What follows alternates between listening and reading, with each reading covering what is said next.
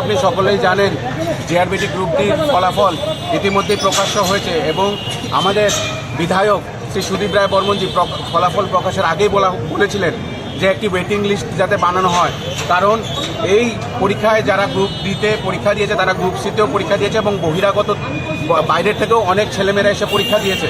তাদের মধ্যে আমরা যদি কমিও ধরি 900 থেকে 950 লোক এই পরীক্ষা এই চাকরিতে নিজেদেরকে এনরোলমেন্ট করাবেন না। তো যেই 900 950 গ্যাপ আবার হবে, সেই গ্যাপটা যাতে সেই ওয়েটিং লিস্ট থেকে সেই মেরিট লিস্ট থেকে নিয়ে আসা হয়, তাই আমরা আজকে এই আন্দোলন করেছিলাম। এবং আমরা এটাও বলেছিলাম যে মৌখিক পরীক্ষা, যে পরীক্ষাটি মৌখিক হয়েছিল এবং ভাইবার যে রেজাল্ট প্রত্যেকটি স্টুডেন্টের যাতে রেজাল্টগুলোকে আউট করে দেওয়া হয়, কারণ আমরা জানি যে এই পরীক্ষায় যুবকদের সঙ্গে ন্যায্য বিচার হয়নি। যুবকদের সঙ্গে যারা পয়সা দিয়েছে তারাই এই চাকরি পেয়েছে এবং তার প্রতিবাদে আজ প্রদেশ যুব কংগ্রেস ময়দানে নেমেছে।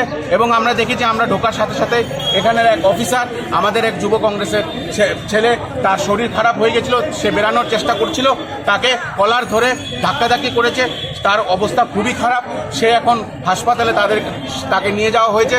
এবং তার জন্য আমরা পুলিশ প্রশাসনকে এবং যে বিজেপির দালাল যারা কাঁধের মধ্যে অশোক স্তম্ভটাকে ভুলে পদ্মফুল লাগিয়ে আজকে নাটক করছে, সেই পুলিশদের বিরুদ্ধে আজকে আমরা আওয়াজ উঠিয়েছি। এবং আমরা চাই সাংগঠনিক অসাংগঠনিক যত যুবকরা আছে এই আন্দোলনকে আরও বৃহত্তর করে গড়ে তুলতে হবে, কারণ দিনের পর দিন এই শাসক দল, এই বেকার বিরোধী দল, এই যুবক বিরোধী দল, এই ভারতীয় জনতা পার্টি রাক্ষসের মতন যুবকদের জীবনকে নিয়ে ছিনিমিনি এবং তাদেরকে গ্রাস করছে। তার প্রতিবাদে আজ ত্রিপুরা প্রদেশ যুব কংগ্রেস মাঠে আছে।